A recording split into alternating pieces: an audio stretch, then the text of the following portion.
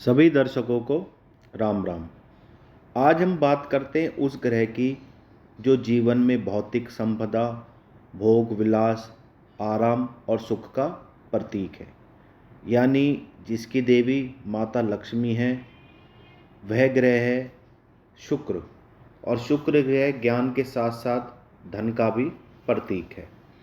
तो इसी शुक्र ग्रह से अगर हम एक घर पहले देखें तो शुक्र हमें किस प्रकार के फल प्रदान करता है। जैसे मान लीजिए प्रथम भाव में शुक्र है, जैसा कि आपको स्क्रीन पर शो हो रहा है, तो उससे एक घर पहले 12वां घर पड़ता है। तो जब भी शुक्र आपके लगन में होगा, प्रथम भाव में होगा, तो 12वें भाव की वृद्धि करेगा। ऐसा व्यक्ति कभी भी अपने जन्म स्थान पर रहकर धन नहीं कमा सकता। अपनी जन्मभूमि से दूर जाकर ही ऐसा व्यक्ति अपने धन में वृद्धि कर सकता है और अपनी आर्थिक क्षमताओं को बढ़ा सकता है। कुंडली का जो 12वां भाव है वह व्यक्ति के अध्यात्म के बारे में बताता है। यह भाव मोक्ष का भाव भी कहा गया है। तो यह व्यक्ति जब जीवन के 60वें वर्ष के करीब पहुंचता है या फिर जीवन की उस स्थिति में होता है जब अपने कार्यों से निवृत्त हो जाता है, जैसे बच्चों की शादी करना, बच्चों को व्यापार में नौकरी में सेट होना, घर गृहस्थ की जिम्मेदारियों से जब यह व्यक्ति परिपूर्ण हो जाता है, तो ऐसा व्यक्ति ज़्यादा से ज़्यादा भजन करता है। और ये लोग अपने शास्त्रों का, जैसे गीता, रामायण, भागवत पुराण आदि, इनका अध्ययन करने में ही अपने जीवन का अंतिम समय व्यतीत करते हैं।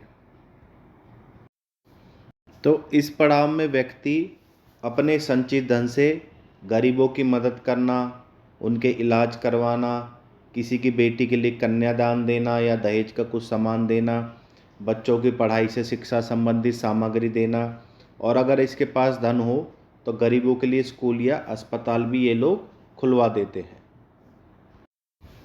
अगर ये व्यक्ति व्यापार में, नौकरी में या धन में कामयाब होना चाहते हैं, आर्थिक रूप से अपने को उन्नत करना चाहते हैं, तो कभी भी एक जगह बैठकर धन ना कमाएं। हमेशा इनके पैर में जितना चक्कर रहेगा, जितने घूमेंगे, इधर उधर जाएंगे, उतने ही अधिक इनके पास पैसा आएगा, उतने ही अधिक ये लोग धनी होंगे। अब बात कर लेते हैं कुंडली के द्वितीय भाव की। वैसे तो दूसरे भाव में शुक्र होना अपने आप में वरदान से कम नहीं है, परंतु अपने एक घर पहले प्रथम भाव में, जैसा कि मैंने स्क्रीन पर शो कर रहा हूँ, ये लोग एक अलग ही पर्सनैलिटी के मालिक होते हैं। इनका व्यक्तित्व बहुत ही आकर्षक होता है, जैसे कहते हैं ना, मैग्नेटिक पर्सनैलिटी। 4 लोगों में खड़े ये व्यक्ति अलग ही दिखाई देता है।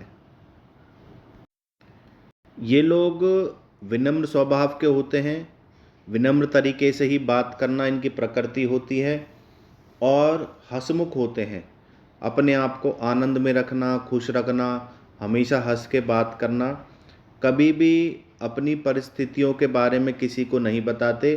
चाहे जीवन में सुख हो या दुख हो, ना तो अपने आनंद का कभी व्याख्यान करेंगे, ना कभी अपने दुख के बारे में बताएंगे। अपनी मस्ती में ही ये लोग मस्त रहते हैं, और कितनी भी जीवन में विपरीत परिस्थिति हो, इनके चेहरे की चमक नहीं जाती।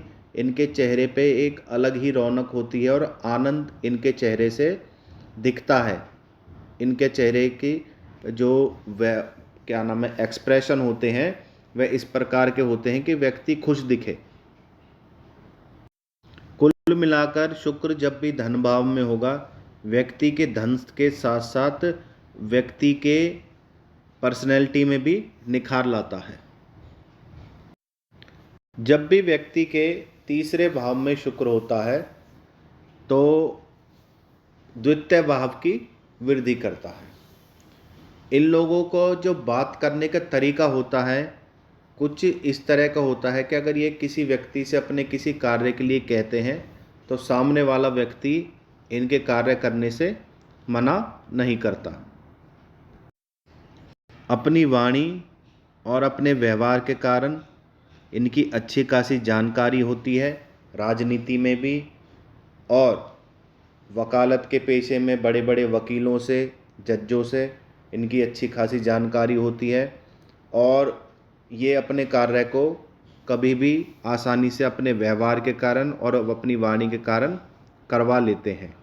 कभी किसी के लिए दूसरे की मदद करना हो तो कार्य करने से ये लोग कभी मना नहीं करते।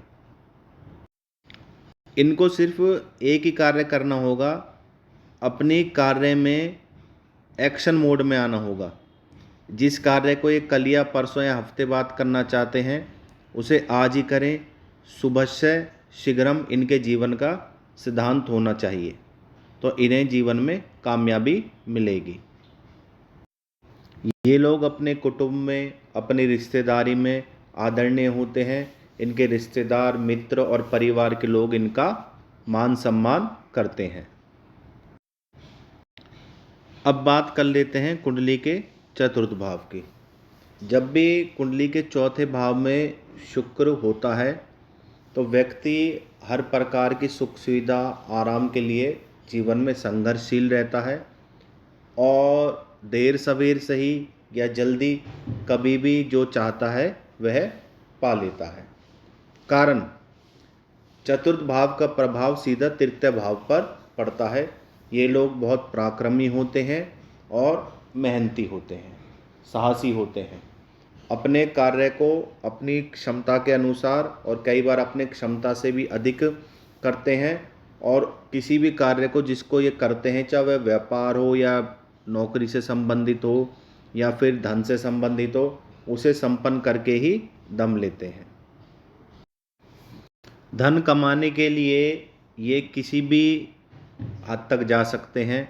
साम दाम दंड भेद किसी भी नीति का प्रयोग कर सकते हैं और इनकी एक विशेषता यह होती है, ये कभी किसी गरीब आदमी का पैसा नहीं मारते, कभी किसी गरीब आदमी को परेशान नहीं करते, कभी किसी गरीब आदमी को ये लोग धोखा नहीं देते हैं। ये लोग अपनी प्रॉब्लम के लिए, अपनी मुश्किल के लिए कभी किसी के सामने नहीं जाते, ना किसी से मदद मांगते। अपनी समस्या का ये लोग हल खुद निकालते हैं। अगर कोई दुश्मन जो इनके कार्य में बाधा डालता हो तो वहाँ ये कभी भी शारीरिक बल का प्रयोग नहीं करते, कूटनीति से और अपने बौद्धिक बल से दुश्मन को पराजित करते हैं। समाज में ये लोगों की एक अलग ही प्रतिष्ठा और अलग ही सम्मान होता है। इनका पब्लिक डील का तरीका, कम्युनिकेशन स्किल, बात करने का ढंग अलग ही होता है। दूसरे व्यक्ति को ये अपनी बातों से अट्रैक्ट कर सकते हैं। अब बात करते हैं कुंडली के पंचम भाव की। कुंडली के पांचवें भाव में जब भी शुक्र हो तो उससे एक घर पहले चौथा घर बनता है, यानी सुख का भाव। तो जीवन का हर प्रकार का सुख ऐसे व्यक्ति को मिलता है। अच्छे बड़े परिवार में, धनी परिवार में, जो समाज में जिसका आदर हो, ऐसे परिवार में व्यक्ति का जन्म होता है। कभी किसी चीज़ की इनको जन्म से ही कमी महसूस नहीं होती और जीवन में वाहन का सुख, धन का सुख, मकान का सुख, भौतिक सुख, जितने भी जीवन में सुख हैं जिनमें जीवन मनुष्य आनंद व्यतीत कर सकता है, इस प्रकार के सुख इनको प्राप्त होते हैं। इन लोगों की राजनीति में बहुत अच्छी पकड़ होती है। अगर ये राजनीति में, पॉलिटिक्स में इंटरेस्ट लें तो वहाँ एक अच्छा पद भी प्राप्त कर लेते हैं। अब बात करते हैं छठे भाव की। जब भी छठे भाव में शुक्र होता है तो इससे एक घर पहले पंचम भाव में शुक्र का क्या प्रभाव देखने को मिलता है। इन्हें कई बार जीवन में कुछ चीज़ें अचानक प्राप्त होती हैं, जैसे अचानक ही शेयर मार्केट से लाभ हो गया, अचानक ही धन प्राप्त हो गया, कहीं इन्होंने प्रॉपर्टी में पैसा इन्वेस्ट करा है तो अचानक उसके प्रॉपर्टी के प्राइस बढ़ गए, उस प्रॉपर्टी के रेट बढ़ गए। इनके ज्ञान में और विद्यार्जन में किसी प्रकार की कमी नहीं रहती। शिक्षा काफ़ी उच्च होती है और ये लोग ज्ञानी होते हैं, परम बुद्धिमान होते हैं। ये लोग एक अच्छे एडवाइज़र होते हैं। किसी कंपनी में या किसी नेता के पास चीफ एडवाइज़र के रूप में भी हो सकते हैं, और अगर ये किसी व्यक्ति को आम तौर पर भी सलाह दें तो इनकी सलाह काफ़ी उपयोगी सिद्ध होती है। अब बात कर लेते हैं कुंडली के 7वें भाव की। 7वें भाव में शुक्र हो तो उससे एक घर पहले छठे भाव में किस प्रकार के प्रभाव देखने को मिलते हैं। ऐसे व्यक्ति के पास धन बहुत होता है। ऐसे व्यक्ति के पास कभी धन की कमी नहीं रहती और धन के कारण इन लोगों के कभी कोई कार्य नहीं रुकते। जब भी 7वें घर में शुक्र होता है तो व्यक्ति के जो शत्रु होते हैं इसके नाम से डरते हैं। इस भाव की वे एक विशेषता और है, ऐसे व्यक्ति को जीवन साथी का सुख तो मिलता ही है, साथ में ऐसे व्यक्ति निरोगी काया का भी मालिक होता है। अब बात करते हैं कुंडली के अष्टम भाव की। अष्टम भाव में अगर शुक्र हो तो उसका प्रभाव सप्तम भाव में यानी एक घर पहले देखने को मिलता है। व्यक्ति के जीवन में सबसे ज़रूरी है सोर्स ऑफ इनकम, यानी रोज़मर्रा की दैनिक आमदनी। तो ऐसे व्यक्ति की जो सोर्स ऑफ इनकम होगी, डेली इनकम होगी, वह काफ़ी अच्छी होगी। अगर ये लोग किसी के साथ पार्टनरशिप करते हैं, उसके साथ व्यापार करते हैं, किसी भी तरह की डील करते हैं, तो उसमें ये लोग अच्छा खासा लाभ कमाते हैं। ऐसे व्यक्ति को ससुराल पक्ष से धन लाभ होता है, चाहे वह पैसे के रूप में हो या फिर प्रॉपर्टी के रूप में। कहीं ना कहीं पत्नी के माध्यम से ससुराल पक्ष से ऐसे व्यक्ति को लाभ होता है। इनके जीवन की एक विशेषता होती है कि इनके गुप्त बातों के बारे में किसी को पता नहीं चलता। अगर इन्होंने कहीं धन इन्वेस्ट करा है, चाहे वह शेयर मार्केट में, चाहे प्रॉपर्टी ली है, चाहे कहीं भी, तो वह उसके बारे में किसी को नहीं बताते। उससे ये जब इनको लाभ प्राप्त होता है तो अचानक उसका खुलासा सबके आगे कर देते हैं और अपने कार्य को गुप्त बनाने की जो इनकी नीति होती है सफल होती है। किसी भी कार्य को ये गुप्त रूप से अंजाम देते हैं। अब बात करते हैं कुंडली के नवम भाव की। अगर नवम भाव में शुक्र हो तो उससे एक भाव पहले अष्टम भाव होता है, जिसकी शुक्र वृद्धि करता है। अष्टम भाव किस चीज़ का होता है? जीवन में अचानक और अकस्मात ही सब कुछ प्राप्त होता है। तो कुंडली का जब भी आपका जो नवम भाव में शुक्र होगा तो ये जब किसी कार्य को करेंगे पूरी मेहनत के साथ करेंगे और कई बार वहाँ से निराशा हाथ लगती है, वह कार्य नहीं बनता। परंतु कमाल की बात यह है कि जब ये उस कार्य के प्रति अपनी निष्ठा श्रद्धा छोड़ देते हैं और अपना विचार छोड़ देते हैं तो अचानक ही वह कार्य इनका बन जाता है। जब अपनी यंग एज पर होते हैं ये लोग, कहने का अभिप्राय है 23, 24 या 25 के बाद तो इनके पास धन बढ़ता है इनकी उम्र बढ़ने के बाद साथ साथ, और इनके पास 25 वर्ष या 26 वर्ष की आयु या फिर 27 लगा लीजिए लास्ट, इसके बाद इनके पास कभी धन की कमी नहीं रहती। बहुत छोटी उम्र से ही धन कमाना ये लोग शुरू कर देते हैं। इन लोगों की कुंडली में कभी ना कभी ऐसी स्थिति बनती है कि जन्मभूमि से दूर बाहर विदेश इनका जाने का योग बनता है और वहाँ से इनके कमाई का यानी धन का योग भी प्रबल होता है। विदेश की धरती से ऐसे लोग काफ़ी धन कमाते हैं। ऐसे व्यक्ति को गुप्त अंगों से संबंधित रिप्रोडक्टिव ऑर्गन है उनसे संबंधित रोग हो सकते हैं, तो इनके प्रति इनको सावधान रहना चाहिए और ध्यान रखना चाहिए। अब बात करते हैं कुंडली के दसम भाव की। जब भी दसम भाव में शुक्र हो तो उससे एक भाव पहले नवम भाव होता है भाग्य का भाव, जैसा स्क्रीन पे आप देख रहे हैं। किस प्रकार के प्रभाव देखने को मिलेंगे? इस व्यक्ति का अपने पिता के प्रति स्नेह होता है और इनके पिता का भी इनके प्रति स्नेह अधिक होता है, और इनका बुजुर्गों से, पितरों से और अपने पिता से इनको विशेष आशीर्वाद मिलता है, जिससे जीवन में ये लोग तरक्की करते हैं। इनका भाग्य हमेशा इनका साथ देता है।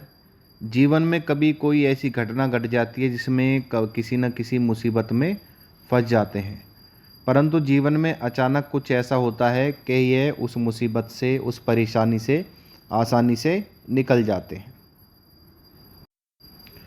ऐसे व्यक्ति जमीन जायदाद से युक्त होते हैं और पैतृक संपत्ति से हटकर अपनी संपत्ति बनाते हैं।